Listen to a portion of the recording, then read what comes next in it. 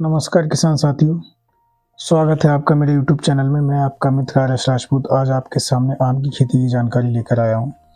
तो आम एक ऐसा पौधा है जिसके लिए सभी प्रकार की मिट्टी में उगाया जा सकता है और आम की जो खेती है वो भारत में फल का उत्पादन करने के लिए और फलों की पूर्ति करने की बहुत ही आवश्यकता जिसकी पड़ती है, क्योंकि जो शाकाहारी लोग हैं और वैसे तो जो शाकाहारी और मांसाहारी सभी लोग फलों को पसंद करते हैं और फलों को बहुत खाते हैं, लेकिन ख़ास तौर से जो शाकाहारी लोग हैं उनके लिए फलों का बहुत ही ज़्यादा फलों की आवश्यकता पड़ती है और उन लोगों के लिए वो फलों को अच्छी मात्रा में खाते हैं।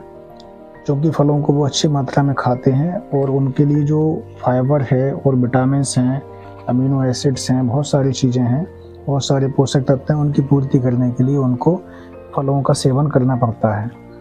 तो फलों का सेवन करने के लिए वो लोग फलों पर निर्भर करते हैं। जो मांसाहारी लोग अपने खाने में मांस का सेवन करते हैं, मांस खाने से अपने जो फैटी एसिड हैं और जो अमीनो एसिड हैं उनकी पूर्ति करते हैं, तो शाकाहारी लोग वही पूर्ति फलों से करते हैं। तो किसान साथियों, आम को फलों का राजा इसीलिए भी कहा गया है कि आम एक ऐसा फल है जिसको हर प्रकार का व्यक्ति खा सकता है। और दूसरी चीज़ ये है कि आम जो है वो बहुत ही अच्छा फल है और जो पूरे भारत में कहीं भी किसी भी जगह पर और किसी भी प्रकार की मिट्टी में इसको उगाया जा सकता है। तो सामान्यतः आम की जो खेती है वो दोमट और बलुई दोमट मिट्टी में तो बहुत अच्छा होता है, लेकिन हर प्रकार की ज़मीन में इसको उगाया जा सकता है और समशीतोष्ण और शीतोष्ण जलवायु में भी आम का पौधा बहुत अच्छा होता है। तो किसान साथियों, ये आम के बारे में कुछ विशेष जानकारी रही। अब आम की फसल के बारे में मैं आपको कुछ वैज्ञानिक जानकारी देने जा रहा हूँ। तो जैसा कि किसान भाइयों आप देख रहे हैं कि ये जो मैं आपको वीडियो के माध्यम से दिखाना चाह रहा हूँ, इसमें आपको आम की जो वैरायटी हैं वो काफ़ी अच्छी वैरायटी दिख रही हैं। और इसमें मैं आपको बता दूं कि इतनी अच्छी विधि से इन्होंने आम की खेती को लगाया है। पौधे से पौधे की दूरी को और लाइन से लाइन की दूरी को अच्छे से मेंटेन किया गया है। तो बागवानी के साथ साथ इसमें आप इंटरक्रॉपिंग भी कर सकते हैं। और आम की जो फसल है इस समय पे इसका जो समय चल रहा है वो आम के पौधों पर बौर आ रहा है। और इसके साथ साथ हमें ये ध्यान रखना पड़ता है कि बौर जब आता है आम के पौधों में उस समय पे कुछ बीमारियां भी फसल में आ जाती हैं। तो उनकी रोकथाम करने के लिए हमको फंजीसाइड का इस्तेमाल करना पड़ता है।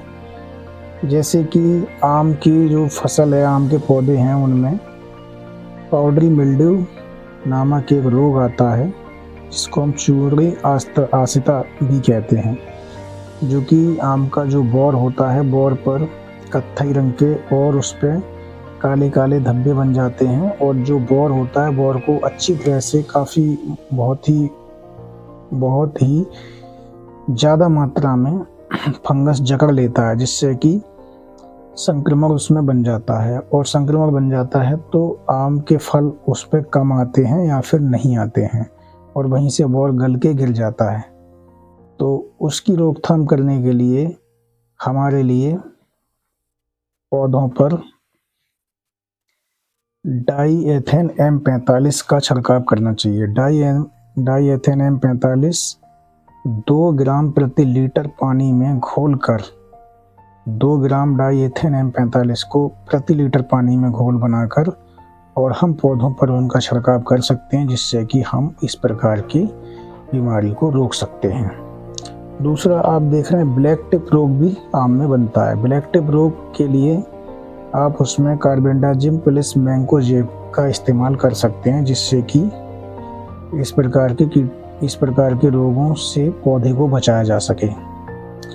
और इनके साथ साथ कुछ कीट पतंग हैं वो भी फसल में आम के पौधों को नुकसान पहुंचाते हैं। जैसे एक गुजिया कीट होता है। गुजिया कीट जो होता है वो सफ़ेद रंग का और गद्दे नुमा होता है, छोटा सा कीट होता है। वो धीरे धीरे करके पौधे पर जगह जगह लग जाता है और पौधे को नुकसान पहुंचाता है। अगर उसकी मात्रा ज़्यादा हो जाए तो पौधा धीरे धीरे करके सूखना प्रारंभ हो जाता है और वो जो गुझिया कीट होता है वो तनों को भी खूब खाता है। तो उसकी रोकथाम करने के लिए उसको रोकने के लिए हमको आम के खेतों में 2 ml प्रति लीटर पानी में घोल बनाकर इमिडाक्लोपीरिड एक कीटनाशक दवा आती है, उसका हम छिड़काव करते हैं, जिससे कि गुझिया कीट को हम उससे ख़त्म कर सकते हैं। और इसके साथ साथ इसमें एक आम का भुनगा आता है। आम का भुनगा वो भी एक प्रकार से कीट होता है, भुनका नुमा होता है। तो उसको रोकने के लिए, उसकी रोकथाम करने के लिए हमें आम के पौधों पर क्लोरोपाइरीफास का छिड़काव करना चाहिए, या उसमें हम थायोमिथाक्सन का भी इस्तेमाल कर सकते हैं। थायोमिथाक्सन 5 ग्राम प्रति 15 लीटर पानी में उसका घोल बनाकर हम उसका स्प्रे करके उसको रोक सकते हैं। तो किसान भाइयों, ये आम की कुछ वैज्ञानिक और कुछ उसकी फसल की जो फसल रक्षक के बारे में कुछ जानकारी थी जो मैंने आपको दी है। अब किसान साथियों, मैं आपको बता दूं कि जब आम के पौधों पर बौर आना प्रारंभ हो जाता है तब हमको पर्याप्त मात्रा में नमी रखनी पड़ती है, और नमी रखनी चाहिए, वरना बौर कम हो जाएगा, बौर गिर जाएगा। और इसके बाद में जब आम में उसमें फल बनने लगे और फलों की जो आकृति है वो चने के दाने के बराबर हो जाए, तब हमको ये सिंचाई करनी चाहिए। उसके बाद आवश्यकता अनुसार हमें खेत में नमी बनाने के लिए समय समय पर सिंचाई करती रहनी चाहिए।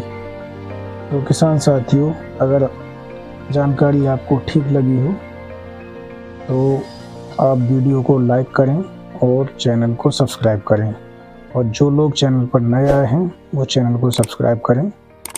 धन्यवाद किसान भाइयों।